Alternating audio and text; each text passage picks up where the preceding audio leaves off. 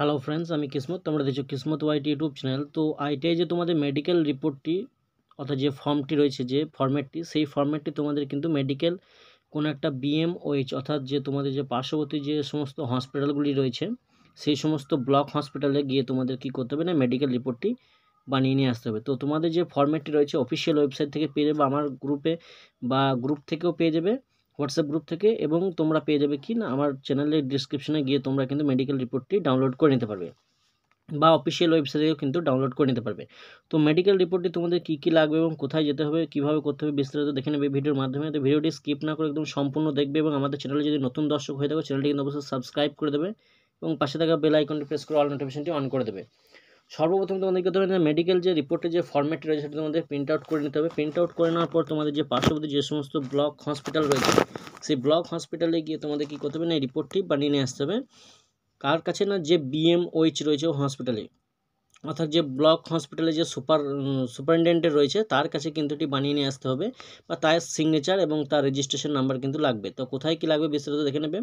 এই ফর্মটি কিন্তু তোমরা নিজেরা ফিল আপ করবে না, সেই ফর্মটি শুধুমাত্র ওরাই ফিল আপ করবে যে অফিস রয়েছে, অফিসিয়াল রয়েছে সেখানে। তো প্রথমত তোমাদেরকে এই রিপোর্টটি বানাতে গেলে তোমাদের যে সমস্ত আউটডোর সেকশন রয়েছে গভর্নমেন্ট হসপিটালে, সেই আউটডোর সেকশনে একটা টিকিট কাটবে। তো টিকিট কাটার পরে তোমাদের টিকিটের সঙ্গে এই মেডিকেল যে রিপোর্টের যে ফর্ম্যাটটি সেই রিপোর্টটি নিয়ে যাবে এবং তোমাদের প্রথমে কি করতে হবে না, তোমাদের যে নাম, বয়স এবং লিঙ্গ এবং বাবার নাম, হাইট, ওয়েট এবং চেস্ট মেজারমেন্ট করতে হবে। করার পরে তোমাদের কী করবে না, ভিশন টেস্ট হবে। অর্থাৎ প্রথমে তোমাদের হাইট ওয়েট চেক করার পরে এবং তোমাদের ভিশন টেস্ট হবে। ভিশন টেস্টে তোমাদের কিন্তু 6/6 রাইট সাইড অর্থাৎ ডান দিকের চোখে এবং বাঁ দিকের চোখে 6/6 হতে হবে। আপনার কি করা না, যে দৃষ্টিশক্তি দেখার যে শক্তিটি রয়েছে সেটি কিন্তু 6/6 হতে হবে। এরপরে তোমাদের চোখের ডাক্তার দেখার পরে তোমাদের যে বিএমওএইচ থাকবে সেই বিএমওএইচ কিন্তু তোমাদের হাইট ওয়েট সব কিছু মেজারমেন্ট করার পর ওদের যে বিএমওএইচ যে স্ট্যাম্প সিল রয়েছে সেই স্ট্যাম্প সিল দিয়ে তোমাদের কি করবে, ওখানে তোমাদের ওখানে ঠিক ইনপুট অর্থাৎ লিখে দিয়ে তোমাদের একটা সই করে দেবে যে এটি কিন্তু মেডিকেলি ফিট রয়েছে। তো মেডিকেলি ফিটনেস সার্টিফিকেট বলতে পারো এক ধরনের এটা। তো মেডিকেলি ফিটনেস সার্টিফিকেট কিন্তু আইটিআই খুবই দরকার হয়ে থাকে বা নিয়ে থাকে।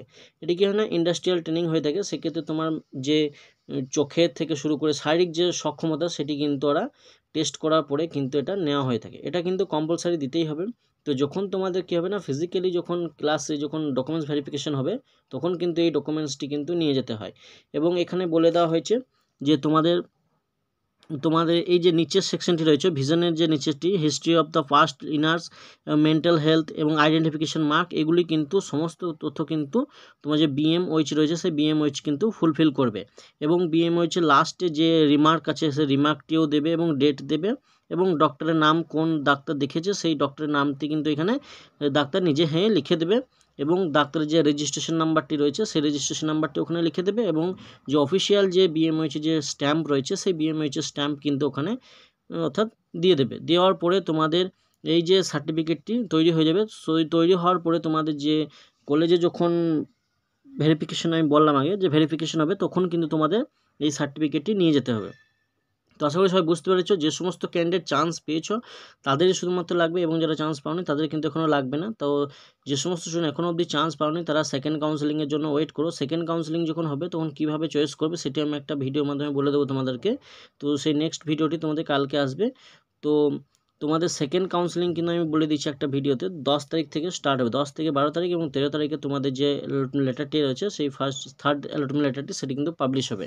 তো 10 তারিখে তোমাদের যে এক নম্বর এবং দ্বিতীয় নম্বর অ্যালটমেন্ট জেনারেট হলো, সেই ফার্স্ট ফেজে যে কাউন্সেলিং হয়েছে সেই ফেজে কাউন্সেলিংয়ে যতগুলো সিট বুক হয়ে গেছে অলরেডি বা অ্যাডমিশন নিয়ে নিয়েছে, তারপরে যে সিট খালি রয়েছে সে 10 তারিখের সিটটি, যে খালি সিটগুলি ডিক্লারেশন হবে। এরপরে তোমাদের খালি সিটগুলি ডিক্লারেশন হওয়ার পরেই কিন্তু তোমাদের কী হবে না, তোমাদের যে সিটগুলি খালি থাকবে সেই সমস্ত সিটগুলি তোমাদের হাইলাইটও করা হবে যে এতগুলি সিট খালি রয়েছে এবং লিস্ট অনুসারে সেগুলি দিয়ে দেওয়া হবে। তো সেগুলি চেক করে তোমরা কাউন্সেলিংটি করতে পারবে। আশা করি ভিডিওটি বুঝতে পেরেছো। তো যদি ভালো লাগে থাকে বন্ধুদের মধ্যে অবশ্যই শেয়ার করে দেবে এবং আমাদের নতুন দর্শকদের চ্যানেলটিকে সাবস্ক্রাইব করে দেবে।